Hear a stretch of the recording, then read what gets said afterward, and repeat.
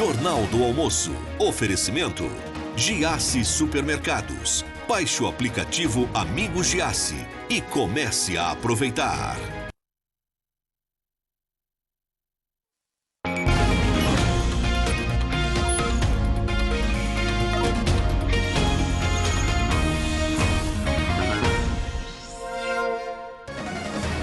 Onze horas e 46 minutos, muito bom dia para você, seja bem-vindo mais uma vez, você de todas as regiões do estado de Santa Catarina, nesse momento ao vivo aqui com o nosso Jornal do Almoço e de novo, começando de um jeitinho diferente. É isso aí, vamos juntos até 20 para 1 da tarde, apresentando para você os nossos candidatos por aqui. Continuamos a rodada de entrevistas com os 5 candidatos ao governo de Santa Catarina, mais bem colocados na primeira pesquisa IPEC, contratada com exclusividade pela NSC. Todas as entrevistas têm como objetivo as discussões e as ideias propositivas com ênfase no aprofundamento do programa de governo de cada um dos candidatos. Então, desta forma, os eleitores poderão decidir seus votos com tranquilidade, com consciência, sempre visando o fortalecimento da democracia e uma Santa Catarina ainda melhor. A ordem dos entrevistados, a gente sempre lembra, foi definida por sorteio. Segunda-feira tivemos Jean Loureiro, do União Brasil. Terça-feira, Esperidião Amin, do PP. Ontem, Carlos Moisés, do Republicanos. Hoje é a vez do candidato Jorginho Melo, do PL. Amanhã, Décio Lima, do PT. E a gente lembra aqui, o tempo de cada entrevista é de 29 minutos, mais 1 minuto para as considerações finais, totalizando, então, os 30 minutos aqui de conversa com os candidatos. Candidato, seja bem-vindo ao Jornal do Almoço. O seu tempo começa a contar oficialmente a partir do início da sua primeira resposta. Muito bem. O senhor é aliado do presidente Jair Bolsonaro. E uma das principais críticas ao governo federal é a falta de retorno em investimentos a Santa Catarina, aquela relação que tanto já conversamos, os impostos que vão e os investimentos que chegam como retorno ao estado de Santa Catarina. Como mudar esse cenário se o senhor for eleito?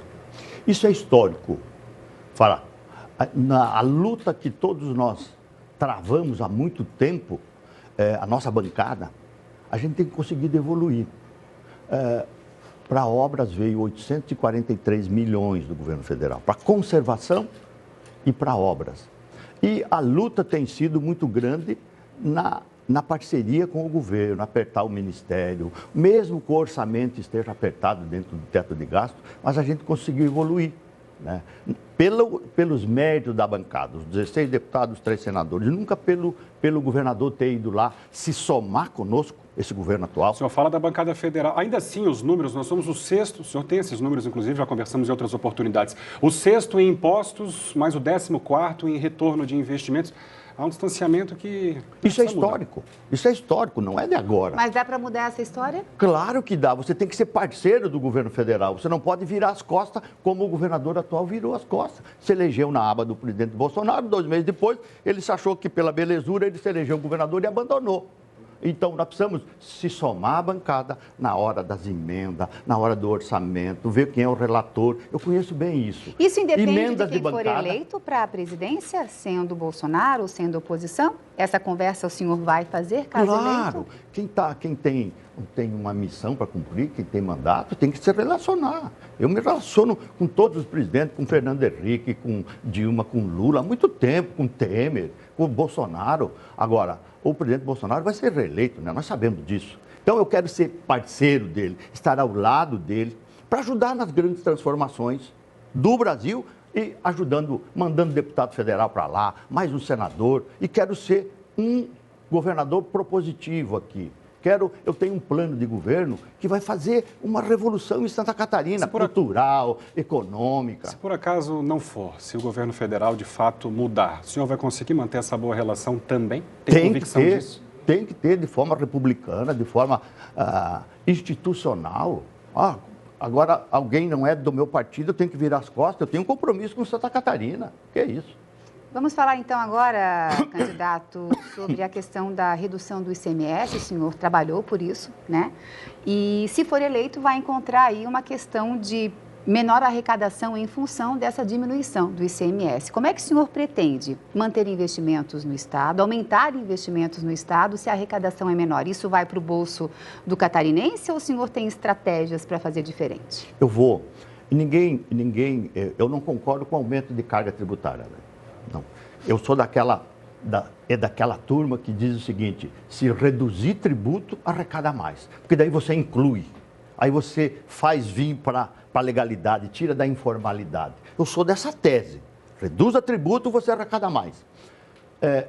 O combustível, o presidente Bolsonaro lutou tanto para gás, energia, combustível, reduzir o tributo para favorecer as pessoas agora pós-pandemia.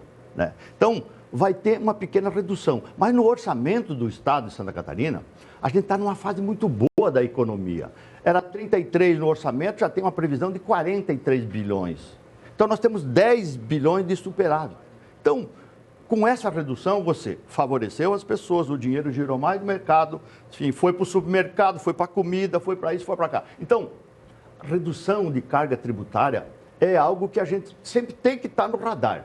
Não pode aumentar tributo, porque a carga tributária do brasileiro é muito pesada. O governo é muito pesado no cangote das pessoas. O senhor não está levando em consideração, então, essa informação de que para o próximo ano a receita cai de forma bilionária, inclusive, ainda no estado de Santa Catarina, pela redução do ICMS? Se governador, o senhor não vai enfrentar essa dificuldade? Se enfrentar, a gente vai resolver. Como? Atraindo mais investimentos, melhorando a estrutura, fazendo com que as pessoas tenham segurança jurídica para vir para cá. Investir em formação, qualificar o nosso pessoal. Hoje, o empresário vai buscar gente lá fora porque não tem mão de obra qualificada. Descobrir através dos agentes de saúde quem é a pobreza, onde está a pobreza, por quê? Perdeu a esperança, não quer mais trabalhar, enfim. Mas como é que reverte isso, desculpa, candidato, em recurso financeiro, né? Eu entendo a capacitação, tudo mais, mas como que isso, se teremos um déficit aí bilionário, da onde vem o dinheiro da outra forma, de uma maneira que não vá atrapalhar a vida dos catarinenses? Hoje está sobrando dinheiro, o governador está com Pix, está que nem o Silvio Santos, quem quer dinheiro, quem quer dinheiro, quem quer dinheiro. Hoje está sobrando dinheiro. Nós temos que ser responsável, colocar pessoas qualificadas em todos os postos, fazer uma boa gestão, não perder recursos, ser otimista, ser um animador desse Estado que é diferente de todos os outros, atrair investimento, a pandemia já está passando, a economia volta a crescer, o nosso Estado precisa melhorar urgentemente a infraestrutura, que é a energia trifásica, que é saneamento básico, que é a internet que não tem hoje. Tem, mas é muito ruim. Candidato, vamos em frente. Um outro assunto aqui que talvez precise ser melhor explicado. Em recente entrevista, o delegado da Polícia Federal, Alexandre Saraiva, disse que o senhor defenderia interesses de madeireiros na Amazônia. Existe alguma ligação do seu mandato com esses madeireiros? O que falta explicar melhor nessa história? Isso é uma bobagem, falar. Quem me conhece sabe. Eu fui levar um catarinense, vice-presidente da Fiesc, que trabalha lá, que é de Palmitos, lá do oeste, para falar com o ministro Salles. Tinha madeiras apreendidas lá, todos. E esse delegado, que agora é candidato a deputado federal pelo PT, chegou lá e prendeu as madeiras e tal, não quis saber da origem. E eu fui, como fiz para muita gente. Tanto é que estou processando esse picareta, esse malfeitor, esse cafajeste que é candidato a deputado federal, tem lado, e vem falar uma bobagem dessa. Estou processando criminalmente. Tivemos dificuldade de processar, ele mora em Volta Redonda para fazer a citação. Ele está respondendo, vai responder na justiça por isso. Eu sou, graças a Deus, a coisa mais sagrada que eu tenho, é cara limpa, é mão limpa. 32 anos de vida pública sem nenhuma acusação e sem nenhum processo. O poder de fiscalização do IBAMA foi bastante restringido, né? O senhor concorda com isso ou defende uma fiscalização transparente no sentido aí também do nosso meio ambiente? Transparente, nós temos que preservar o meio ambiente. Mas concorda com a redução da fiscalização ou do poder de fiscalização do IBAMA? Foi falta de estrutura, muitas vezes. Funcionários se aposentando, fácil de renomear, de recontratar. O Brasil mudou, essa pandemia deixou todos nós tontos. Agora, tem que dar condições para todos os órgãos de fiscalização. Aqui em Santa Catarina, o IMA, eu vou dar estrutura para que eles consigam aprovar mais rápido os projetos, dentro do que manda o meio ambiente, enfim, para não atravancar. A gente tem que dar estrutura primeiro para depois cobrar. Aqui em Santa Catarina, de que forma, né? O nosso estado não é bem visto nessa questão de preservação do meio ambiente também, principalmente quando puxarmos a questão da preservação da nossa Mata Atlântica, né? Tão rica e tão desmatada também nos últimos anos. Fazer o quê? Nós preservamos 40%, Faraco, de florestas intocáveis. Você viaja por aí, você vê o que eu vou fazer. Eu vou fazer o pequeno agricultor que preserva de crédito de carbono. Vamos fazer ter uma renda a mais. Não só a lavoura dele, porque eu vou fazer a safra garantida. Eu vou fazer com que ele não perca mais. Eu vou fazer um seguro patrocinado pelo governo federal, pelo governo digital, e ele só banque um terço, para que ele não dê 2 passos para frente e 2 para trás. Então nós vamos também ajudar que ele tenha esse crédito de carbono, porque ele preserva 40% das nossas florestas em Santa Catarina são intocadas. Candidato, mas nós temos aqui um dado, um levantamento do Atlas da Mata Atlântica que aponta que o nosso estado de 2019 a 2022 se transformou no 4º estado do país que mais desmatou.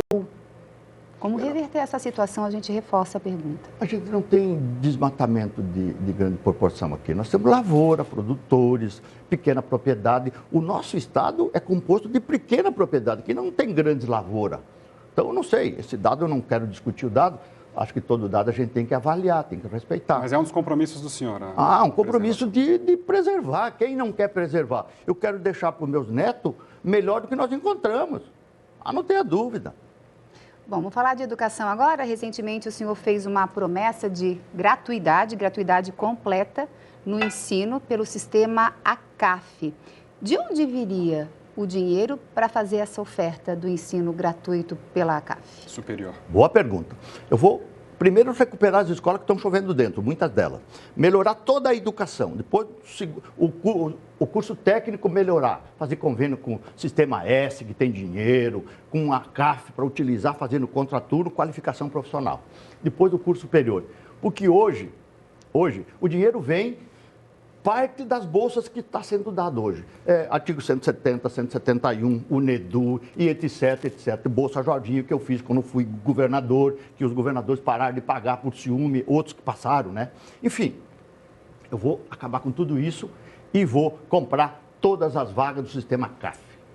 Claro que eu vou negociar, claro que vai diminuir e oferecer para o catarinense, porque hoje é um desespero. Alguém fazer um curso superior, um filho passa em medicina, a mãe vira um velório, em vez de virar uma festa, porque não tem como pagar. Candidato, exatamente, são cursos caros. O senhor tem algum levantamento de quanto isso custaria? 2 bilhões eu vou investir. São Paulo investe 10%. Hoje nós investimos 3%, eu vou acrescentar com 5%, porque eu vou investir em gente e ele vai devolver com 4 horas de trabalho semanal durante um ano depois de formado.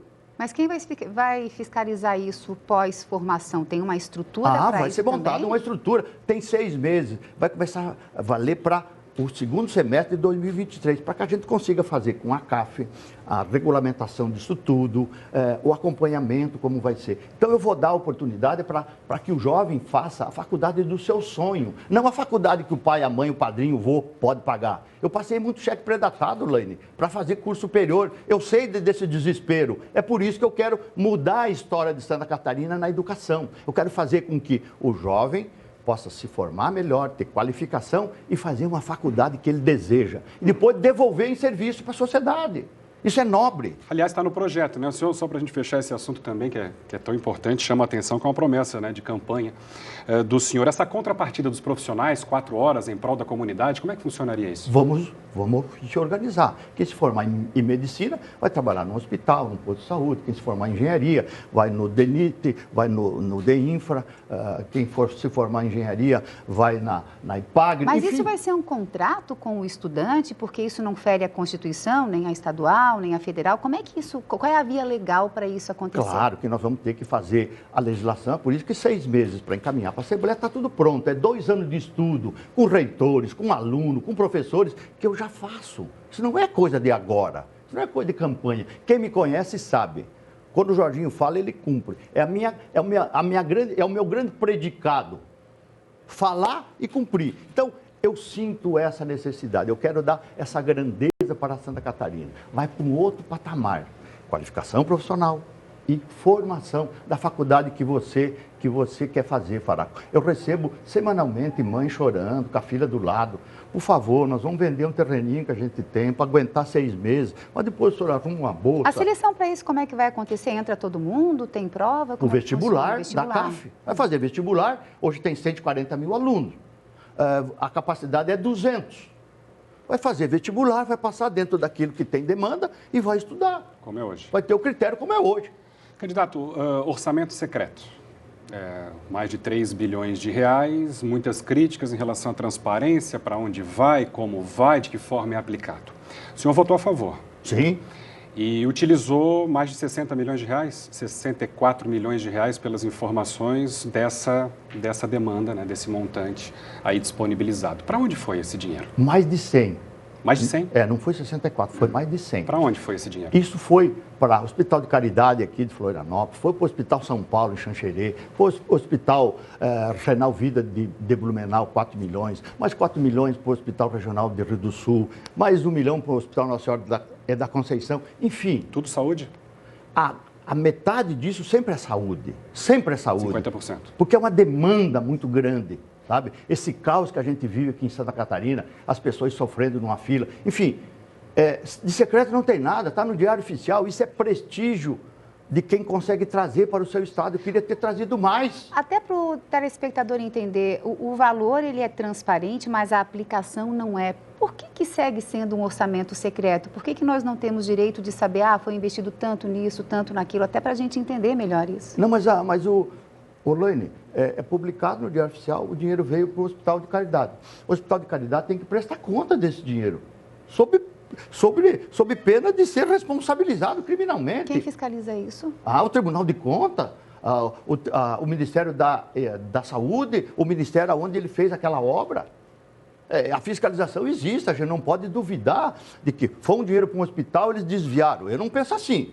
Eu entrego com muita responsabilidade e com muita alegria. E eles têm que fazer aquela obra, comprar um equipamento, fazer mais leito, melhorar uma sala de ortopedia, enfim. O senhor tem essa convicção de que todos os valores foram bem aplicados? Lá em Tubarão, por exemplo, lá em Tubarão, eu estava lá entregando os recursos, estava eu, o prefeito Juarez, o diretor do hospital, lá no Hospital Nossa Senhora da Conceição. Na frente do hospital tinha a radioterapia.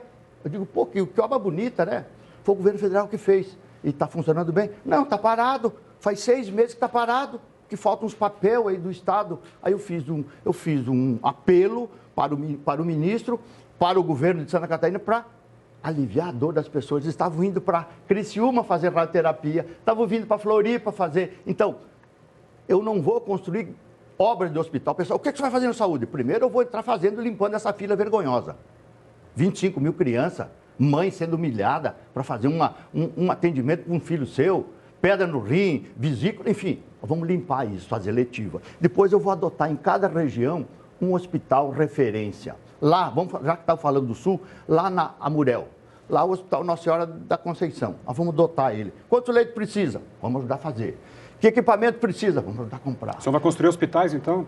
Não vou construir nenhum, eu vou utilizar o que tem. Que já existe. De forma competente, de forma que eles consigam atender as pessoas. Aí aquela região atende aos seus 14, 15 municípios. Aí a ambulância pega no município, quando esquentar o motor, chegou em Tubarão. Não precisa estar viajando o estado inteiro. E a mão de obra, candidato, como é que o senhor prevê fomentar a mão de obra e também bem valorizar essa mão de obra? A mão de obra da saúde. Dos hospitais que o senhor pretende fomentar. Nós temos que trabalhar também junto com os médicos. Não adianta nós querer falar mal dos médicos. Os médicos são parceiros. Se o SUS paga X sobre um procedimento, eu vou pagar mais alguma coisa. Mas isso engloba enfermeiro, técnico de enfermagem, pessoal da faxina, toda a equipe, ou o senhor prevê só médicos? Não, você paga para o hospital, vai ter um percentual que ele vai dividir com esses seus colaboradores. E para o médico, para que ele tenha interesse em fazer mutirão. Por exemplo, por que não pode trabalhar no sábado à tarde, fazer uma cirurgia de catarata? Por que não pode conseguir um tendão rompido, resolver no domingo de manhã? Então, se o SUS paga X, eu vou pagar um pouco a mais para que ele tenha interesse em limpar isso, em fazer a fila andar. Senão nós vamos ficar a vida toda com 100 mil. Hoje tem 140 mil pessoas. Aí o governador diz, não, já atendemos, não sei o quê. Eles estão só religando para a pessoa para dizer que começaram a atender. Isso é conversa mole. Nós temos que aliviar essa dor do catarinense, isso não combina com nós. Mas a verba para essa valorização, ampliação, ela vem da onde? Da saúde. Nunca teve tanto dinheiro em Santa Catarina como tem. A saúde tem 1 bilhão que veio do governo federal. O governador não fica dizendo sempre que nunca faltou dinheiro, que está tudo numa boa, está fazendo o plano 1000. Eu fui o único que assumi continuar o plano 1000. Vai ter dinheiro para tudo que nós conversamos aqui até agora, desde o começo da entrevista. Eu não tenha dúvida, eu sei fazer conta. Nós vamos ver com responsabilidade, não vou paralisar nenhuma obra. Porque é dinheiro público, não pode ser irresponsável, porque o outro fez, eu vou suspender. Eu fui na FECAM e disse, eu vou dar continuidade ao plano 1000, porque são obras de infraestrutura. Santa Catarina precisa. Candidato, pandemia. Muitas críticas de um lado para o outro, do outro para um, de lá para cá, daqui para lá. A pergunta é, se o senhor fosse o governador, o que teria feito diferente?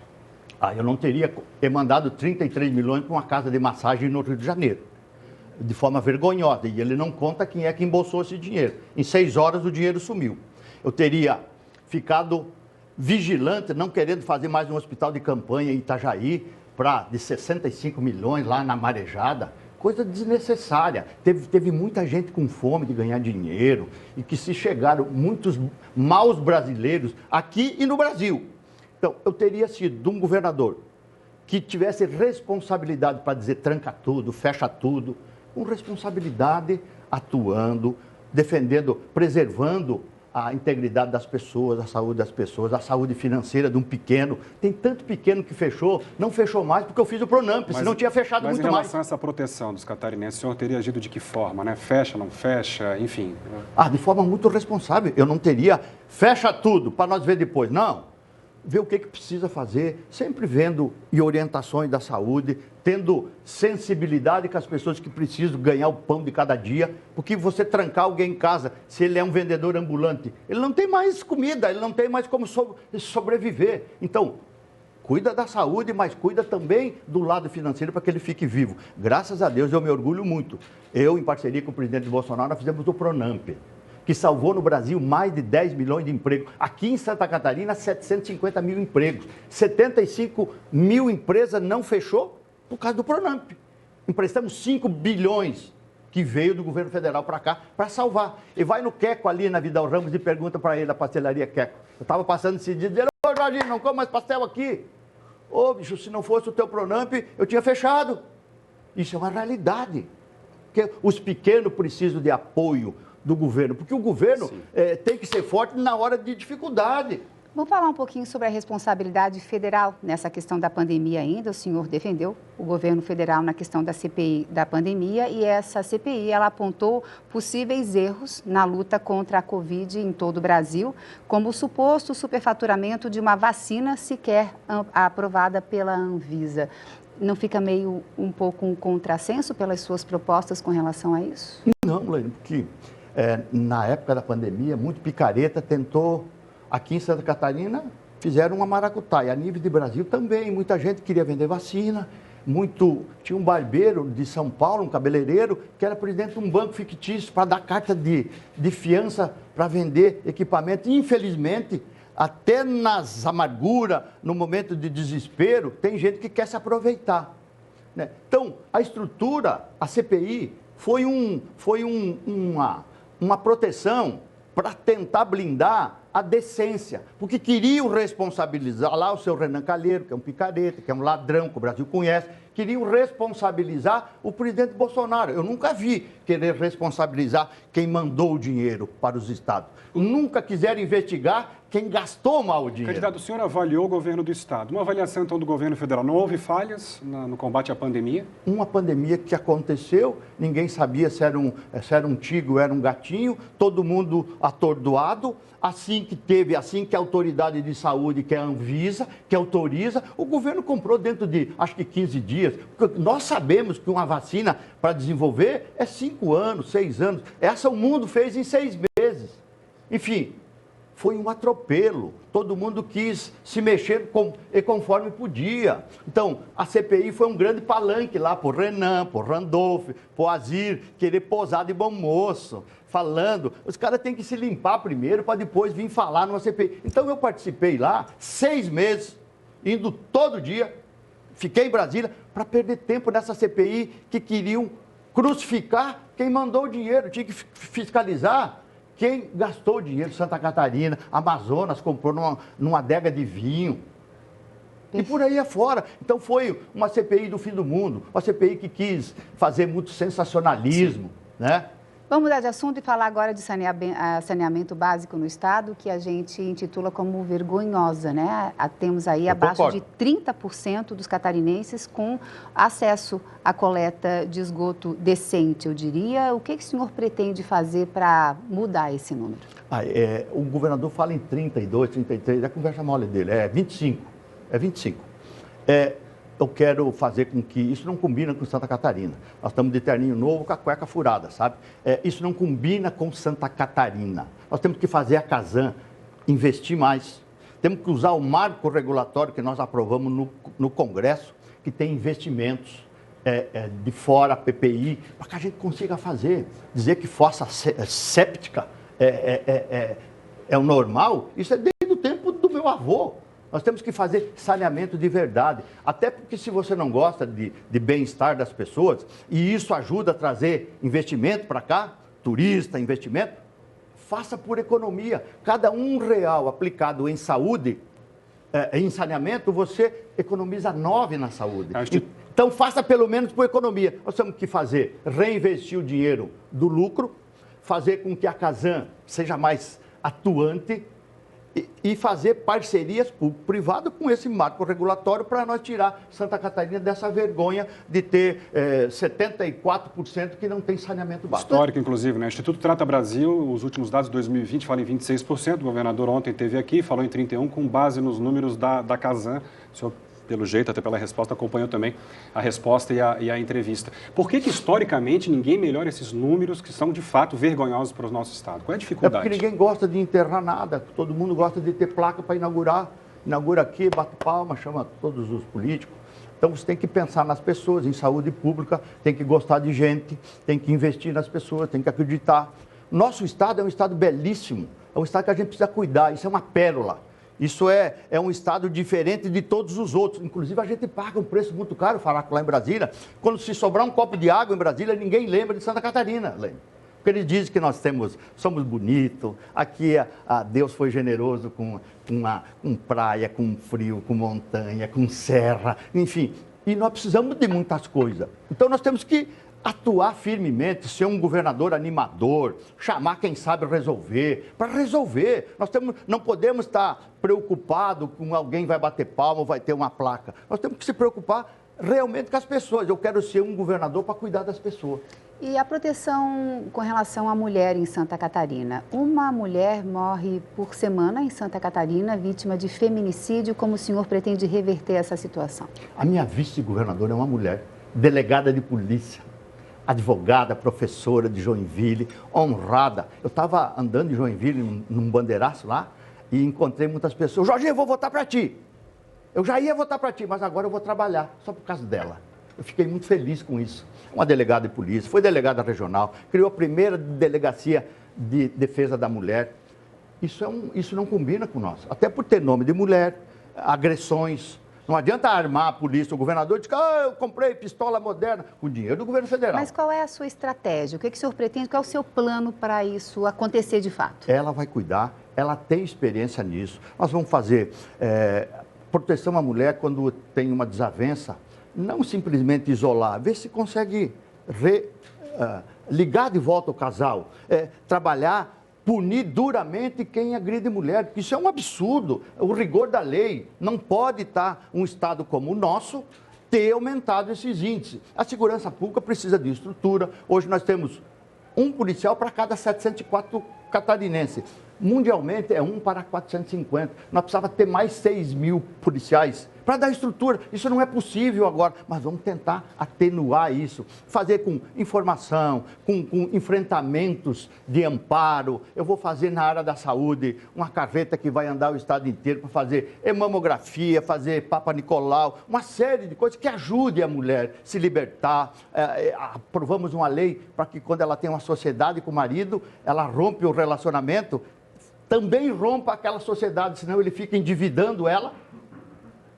ele fica fazendo dívida em nome dela, porque ele se separou. Então nós vamos tentar proteger a mulher, porque a mulher não precisa de proteção, ela precisa de justiça. E é isso que a Marilisa vai fazer. Já falamos um pouquinho sobre educação, a questão da evasão escolar tão importante. Como manter os alunos na escola?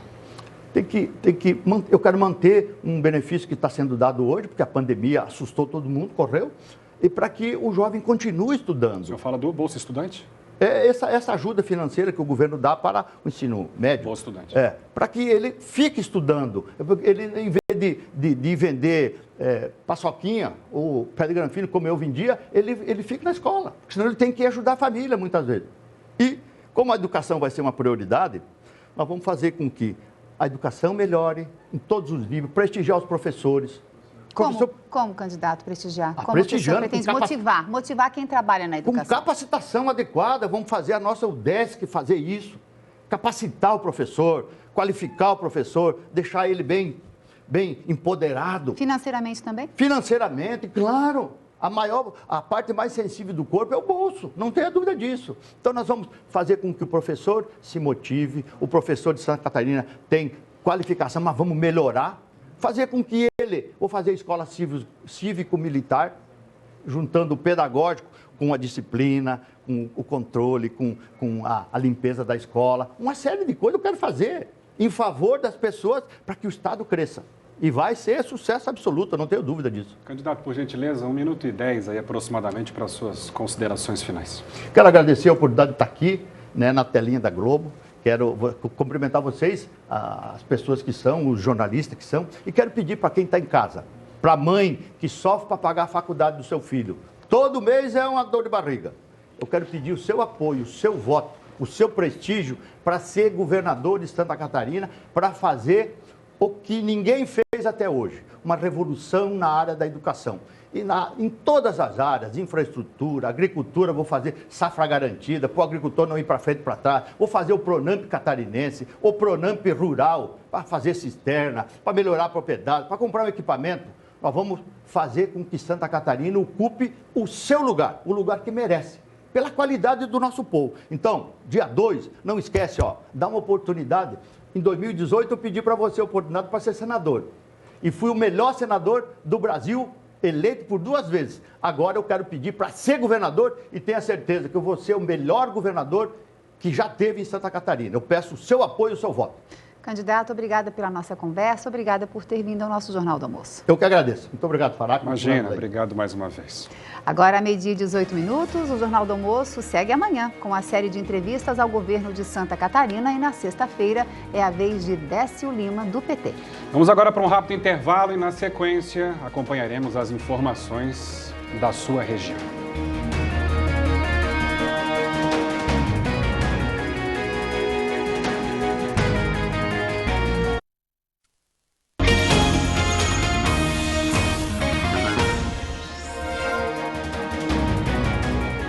Meio-dia e 21, muito boa tarde para você que está com a gente aqui na tela da NSC TV. Estamos de volta com o seu Jornal do Almoço, agora com as notícias de Criciúma e região aqui do nosso sul do estado. E nós vamos direto para Laguna, onde está o David Morona. Ele chega ao vivo para falar sobre uma chegada muito bacana hoje na cidade. Falamos várias vezes aqui no JA que agora no fim de setembro vai ter mais uma edição da Tomada de Laguna. E uma peça bem importante do espetáculo chegou hoje por lá. A réplica do barco Seival, né, David? Boa tarde para você.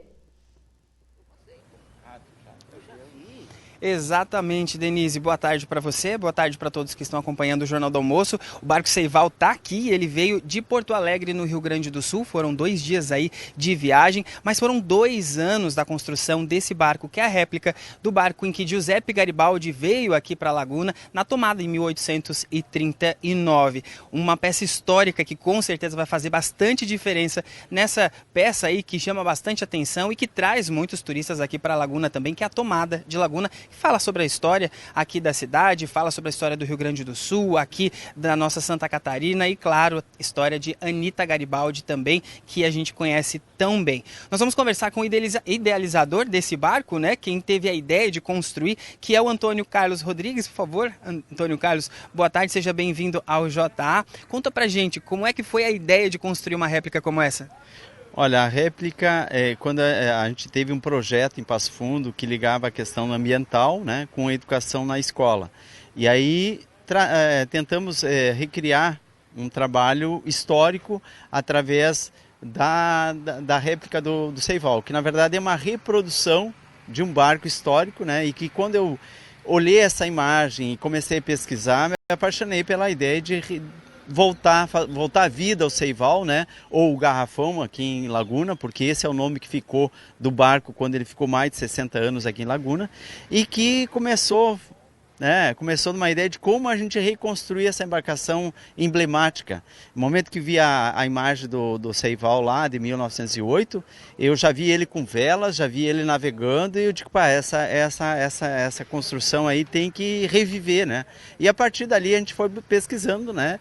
E cheguei à Laguna, busquei as pessoas que conheciam da história, Sr. Marega, que nos orientou e nos chamou a atenção para aonde eu conseguiria essas informações, e que chegou a Lauro Pereira Júnior, o maior especialista de modelista naval nesse país aí, que tem uma história de pesquisa em torno dessa embarcação, que nos cedeu. E a partir dessa cedência desse material, a gente construiu uma associação socioambiental Amigos do Seival lá em Camaquã, né? Me desloquei de Passo Fundo para Camaquã para tentar reconstruir esse barco no local original onde foi construído em 1838 por Giuseppe Garibaldi, né, e os farrapos. E como é que foi essa viagem, né? Porque 2 anos de construção aí dessa réplica, então ele entra então para navegar de fato no mar, e aí vocês fazem esse mesmo trajeto que Giuseppe Garibaldi fez até Santa Catarina, agora em 2 dias. Como é que foi esse trajeto aí na inauguração do barco Seival? Olha, é difícil descrever, né? Porque no momento que tu trabalha 7 anos dentro de um projeto, mais de 2 anos construindo barco, e aí tu chega na água salgada, no seu batismo de mar, né? E começa a ver a navegação desse barco tão perfeitamente, né? E que nós, sem conhecimento naval para a construção de um barco desse tipo, foi uma sensação maravilhosa, né? Ver esse barco navegando, velejando e num deslize fantástico. Tá certo, obrigado Antônio Carlos pela participação aqui no JA. Antônio Carlos, que é idealizador, então, que fez todo esse projeto do barco Seival, que está aqui em Santa Catarina, está aqui em Laguna agora e vai ficar até o fim, então, provavelmente até o dia 25, depois da tomada de Laguna. Peça importante que vai servir aí de cenário também para esse grande espetáculo que começa no dia 21 aqui, que traz esse resgate histórico aqui para a cidade também. Denise, eu volto com você aí no estúdio. Muito legal, viu, David? Com certeza um capítulo muito importante da nossa história, especialmente aqui para o pessoal do sul do estado. Como o David falou, né, a tomada de Laguna, o espetáculo vai acontecer na semana que vem, do dia 21 até o dia 24. Obrigada, viu, para vocês pelas informações. E a gente vai para um intervalo agora. Na volta, vamos falar sobre as consequências da Covid-19 para a saúde mental. E tem também a previsão do tempo. O fim de semana está chegando, a quinta-feira está chuvosa e todo mundo quer saber como é que ficam os próximos dias. Até já!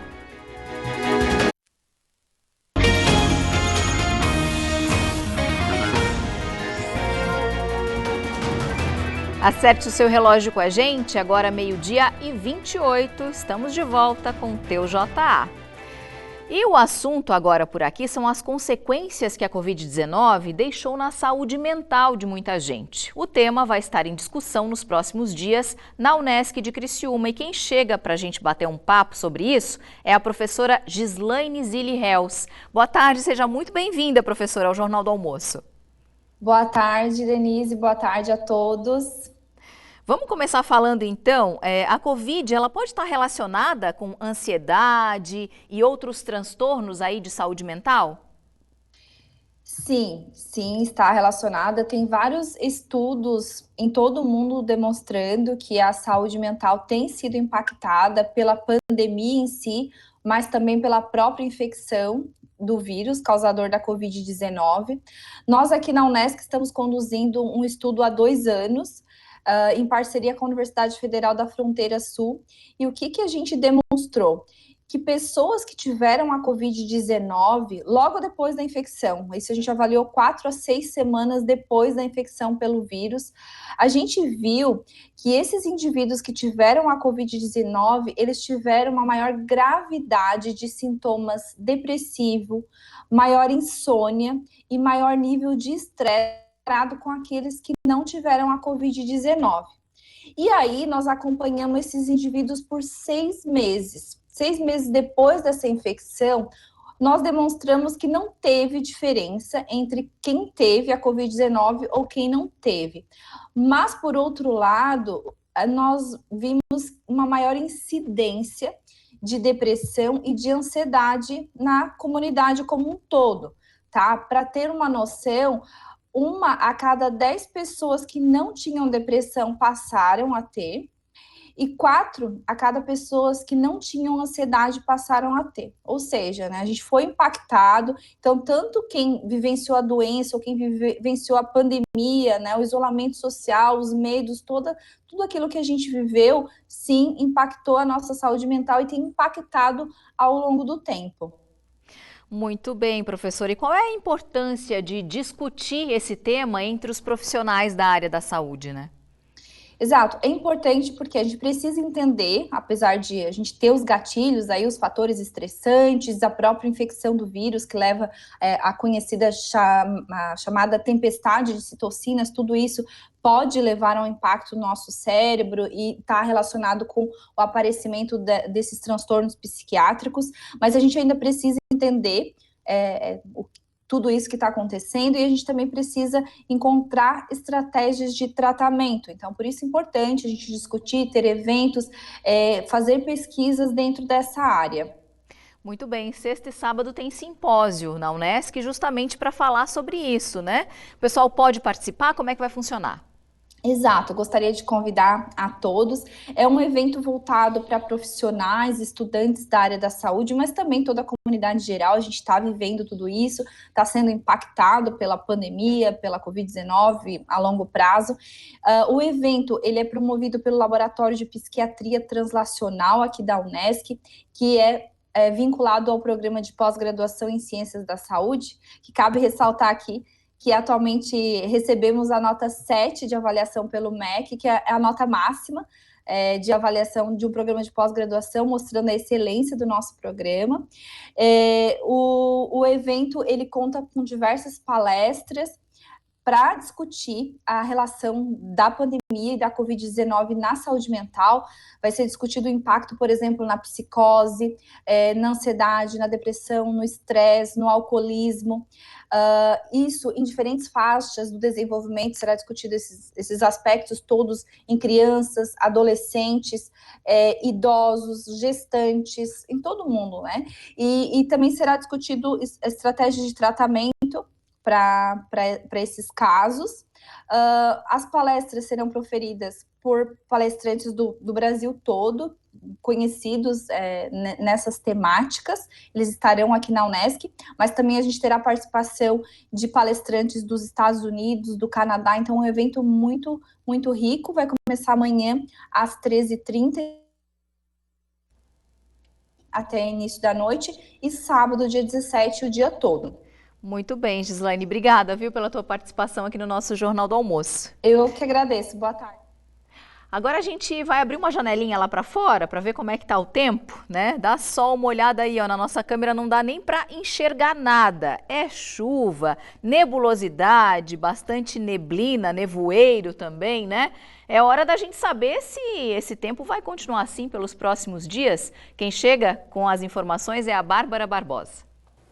Olá para todo mundo. A primeira parte dessa quinta ainda teve bastante nebulosidade, céu mais encoberto e até algum chuvisco em alguns pontos de Santa Catarina. Mas a tendência daqui para frente é de todas as regiões conferirem boas aberturas de sol e o tempo vai ficando mais firme também aqui no litoral. Em relação aos termômetros, no geral eles não sobem tanto.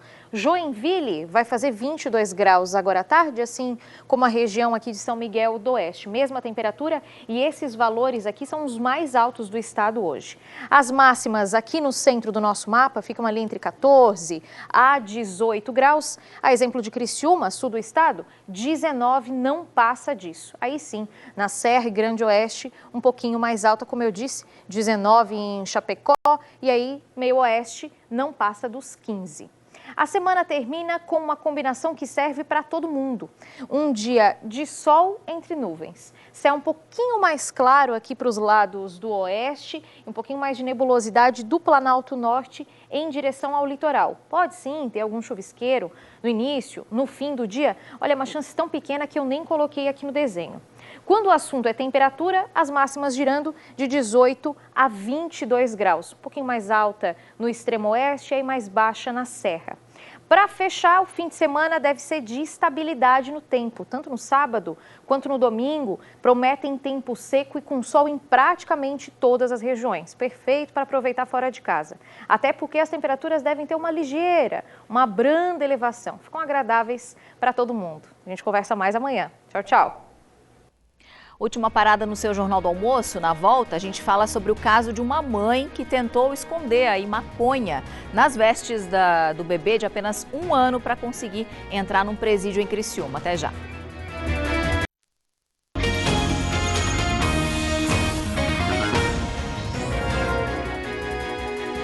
Meio-dia e 37, de volta para o último bloco do nosso Jornal do Almoço dessa quinta-feira. E agora nós vamos para a nossa redação. A Raquel Schneider chega ao vivo para trazer as informações sobre o caso de uma mãe que usou um bebê para tentar entrar com drogas num presídio. É isso, Raquel? Boa tarde.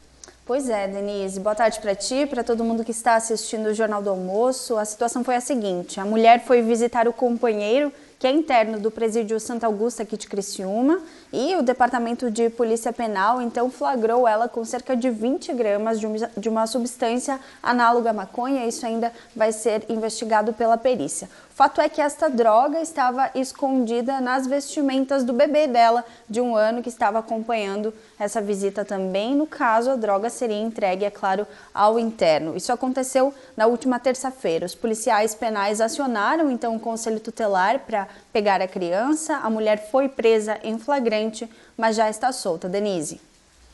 Tá certo, Raquel. Ainda na área da segurança, né? Em Siderópolis, um homem foi encontrado morto. Conta pra gente os detalhes desse caso. Essa vítima foi encontrada morta dentro do próprio carro ontem à noite no bairro Rio Fiorita. A polícia militar foi chamada por um morador que estava passando ali no local, viu o carro parado no meio do mato, achou essa situação suspeita e, ao se aproximar, encontrou então o homem já sem vida dentro do porta-malas que estava aberto e decidiu então entrar em contato com a PM, que foi até o local. A informação inicial que a gente tem é que ele já estava morto há algum tempo e ainda, de acordo com a Polícia Militar, na última segunda-feira dessa semana, a mulher dessa vítima registrou um boletim de ocorrência porque o homem não tinha retornado para casa. Não foram encontrados ferimentos nem de arma branca, nem de tiros no corpo desse homem. A vítima foi identificada como Maicon Lima Aguiar, de 39 anos. Ele está sendo velado na capela mortuária do município de Treviso e a perícia agora, é claro, vai investigar qual foi a causa da morte. Denise. Obrigada, Raquel. Bom trabalho para você por aí. E olha, em Biguaçu, mais de 17 toneladas de maconha foram apreendidas ontem à noite na BR-101. Foi numa ação conjunta entre Polícia Federal e PRF. Os fardos estavam escondidos em uma carga de milho a granel, dentro de um caminhão bitrem com placas de Braço do Norte. Só para separar a maconha dos grãos, os agentes levaram quase 5 horas. O motorista foi preso em flagrante e não revelou qual seria o destino da carga. Outras 3 pessoas que estavam num carro, numa espécie de escolta ao caminhão, também foram presas. Até agora, essa é a maior apreensão de maconha do ano em Santa Catarina. E o JA vai ficando por aqui. A gente agradece a tua companhia e voltaremos a nos encontrar amanhã a partir de 15 para meio-dia com mais uma entrevista aí com um candidato, a governador do estado. Até lá!